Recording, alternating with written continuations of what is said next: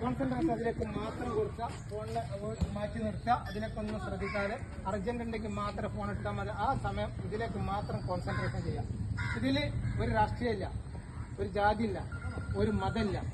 എല്ലാവർക്കും രാഷ്ട്രീയമുണ്ട്, എല്ലാവർക്കും മതമുണ്ട്, എല്ലാവർക്കും അവരുടേതായിട്ട് സോഷ്യൽ വർക്കുകളുണ്ട്. അതൊന്നും ഇവിടെ ബാധകമല്ല. ആദ്യം നമ്മളെ മനസ്സിനോടാണ് പറയേണ്ടത്. ഇതൊരു വെൽനസ് ക്ലാസ് ആണ്, നമ്മളെ ബോഡിക്ക് വേണ്ടിയിട്ടാണ്. ഇതിൽ സ്ഥിരം വന്ന് ഷുഗറുള്ള ആളുകൾ എത്ര ആളുണ്ട്? ധൈര്യം വന്നിച്ചോളെ. ഷുഗറൊക്കെ ഇപ്പം എല്ലാവർക്കും ഉള്ളതാണ്, ആരും ഒതുക്കാക്കണ്ട. നിങ്ങൾ നാളെ ടെസ്റ്റ് ചെയ്യുക. 15 ദിവസം കഴിഞ്ഞിട്ട് വീണ്ടും ടെസ്റ്റ് ചെയ്യുക. ആളുകൾ അളവൊന്നും ഞാൻ ഇതിൽ ചോദിക്കുന്നില്ല. ഷുഗർ ഇല്ലെന്നുള്ള നിങ്ങൾ പറഞ്ഞല്ലോ. ടെസ്റ്റ് ചെയ്യാം. ഒരു 15 ദിവസം കഴിഞ്ഞിട്ട് വീണ്ടും നിങ്ങൾ ടെസ്റ്റ് ചെയ്യാം. ഒരു മാസം കൊണ്ട് ഗണ്യമായിട്ട് നിങ്ങളെ ഷുഗർ 100% ഷുഗർ, പ്രഷർ, കൊളസ്ട്രോൾ ലെവലിൽ പോകും.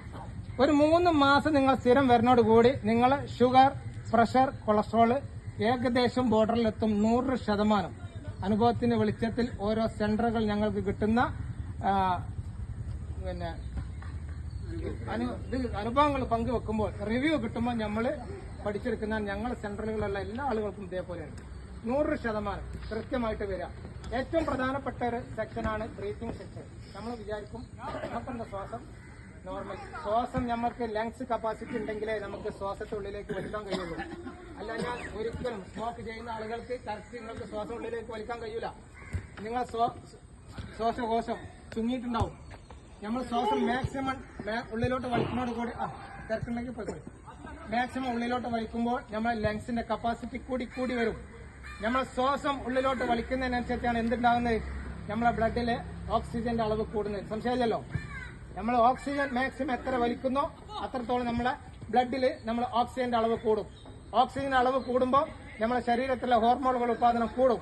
ഹോർമോണുകൾ ഉത്പാദനം കൂടുമ്പോൾ നമ്മുടെ ആരോഗ്യക്ഷമത കൂടും, നമ്മൾ ആരോഗ്യവാന്മാരാവും. ഇതാണ് ഇതിന്റെ കുട്ടൻ. അതുകൊണ്ട് നമ്മുടെ ശരീരത്തിലെ ലക്ഷക്കണക്കിന് കോശങ്ങൾ നമ്മുടെ ശരീരത്തിലുണ്ടെങ്കിലും ഒരുപാട് കോശങ്ങൾ ചത്ത് കിടക്കാണ്. കുറെ കഴിയുമ്പോൾ ഇതൊക്കെ ചത്തിട്ടുണ്ടാവും.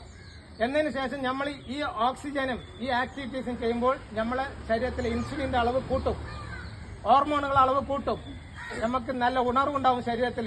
നമ്മുടെ ശരീരത്തിലെ ഉണർവും ഹോർമോണിന്റെ അളവ് കൂടുമ്പോൾ നമ്മളെ പ്രതിരോധ ശേഷി കൂടും.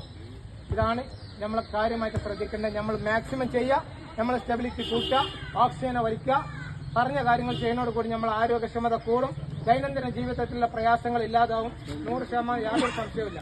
അതുപോലെ നമ്മൾ മാക്സിമം ശ്രമിക്കുക. പിന്നെ നമ്മൾ ഷുഗർ, പ്രഷർ, കൊളസ്ട്രോൾ ഉള്ള ആളുകൾ മാക്സിമം ഫുഡിനെ കൺട്രോൾ ചെയ്യുക. രാവിലെ നമ്മൾ ചെയ്യേണ്ടത് കുറേ അതിനെ പറ്റി പറയാനുണ്ട്, പക്ഷെ ഞാൻ കുറച്ചേ പറയുന്നുള്ളൂ. രാവിലെ എന്നും 3 ഗ്ലാസ് വെള്ളം കുടിക്കുക. ക്ലാസ്സിൽ വരിക. നേരെ ചെല്ല, ഭക്ഷണം കഴിക്കരുത്. ഷെഡ്യൂൾ കറക്റ്റ് ആക്കുക. 8 മണിയാണ് 8 മണി, 9 മണിയാണ് 9 മണി. കറക്റ്റ് ഷെഡ്യൂളിൽ ഭക്ഷണം കഴിക്കുക. ഭക്ഷണം നമ്മൾ എപ്പോഴും നമ്മൾ ഭക്ഷണം കഴിക്കേണ്ട രീതി ഏതാണ്? ഇതിൽ എല്ലാ ആളുകളും ഉണ്ടാവും, വ്യത്യസ്ത മതസ്ഥരുണ്ടാവും. പക്ഷെ എല്ലാവർക്കും ആരോഗ്യം ഒന്നേ ഉള്ളൂ. ഏത് മതമായിക്കോട്ടെ, ആരാണെങ്കിലും ഒരൊറ്റ ആരോഗ്യത്തിന്റെ ഒരൊറ്റ ഘടന മാത്രമേ ഉള്ളൂ. നമ്മുടെ ശരീരത്തിൽ 3 ഭാഗങ്ങളായിട്ട് നമ്മളെ ഭാഗത്തെ തിരിച്ചിട്ടുണ്ട് വയറിന്. അതിൽ 3-ൽ 1 ഭാഗം എന്താണ്? ഭക്ഷണം. 3-ൽ 1 ഭാഗം വായിലേക്കില്ല. നമ്മളെ ഡൈജഷൻ നടക്കണമെങ്കിൽ, അതിന്റെ പ്രക്രിയ നടക്കണമെങ്കിൽ നമുക്ക് നമ്മുടെ ശരീരഘടന ദൈവം സൃഷ്ടിച്ചത് അതുപോലെയാണ്. നമ്മൾ രാവിലെ നല്ലോണം കഴിക്കും. ഉച്ചക്കൊരു 10 മണിക്കൊരു നിക്കാഹ് ഉണ്ടാവും, അടിച്ച് കഴിക്കും. ഉച്ചക്കൊരു കല്യാണം ഉണ്ടാവും, അടിച്ച് കഴിക്കും. നമ്മളെ ശരീരം നമ്മളോട് പറയും കഴിയില്ലാന്ന്. പറയില്ലേ? എല്ലാവരോടും പറയും, എന്നോടും പറയും. ഭക്ഷണം തോനെ കഴിച്ചാൽ മൂക്കുമ്പോൾ തട്ടിയെന്ന് പറയും. നമ്മൾ ആ രൂപത്തിൽ കഴിക്കരുത്, അപകടം. ഈ കഴിച്ചു കഴിഞ്ഞാൽ നമ്മളെ ശരീരത്തിലെ ഈ അട്ടലിന്റെ ഈ ഭാഗത്ത് 2 ആൾ നിൽക്കുന്നുണ്ട്. ആരാ? കിഡ്നി. കിഡ്നിന്റെ പ്രവർത്തനം ദഹനമല്ല, എന്താണ്? സ്വീകരിക്കുക.